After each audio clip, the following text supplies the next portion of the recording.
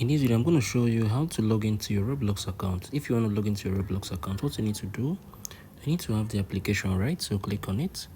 You're going to see sign in, right? Click on that sign in. You're going to enter your username and your password, right?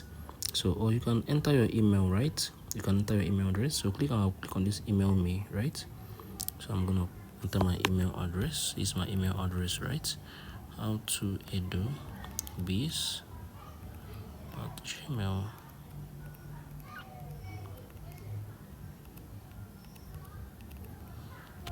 So I'm going to click on continue, right? So what I'm going to do right now, okay, I've entered my email, right? So I'm going to head over to my Gmail account. So this is my Gmail account, right? So I'm going to wait for this to come out, right? So this is it. This is our Gmail account. So I'm going to click on this, right? Okay, 34900. Okay, right? So is it? I'll click 349000, right? I think this is it, right? So yeah, so this is it. This is how I can do this. If you find this video helpful, share your thoughts below in the comment section. Thank you all for watching through. I'll see you all in the very next video.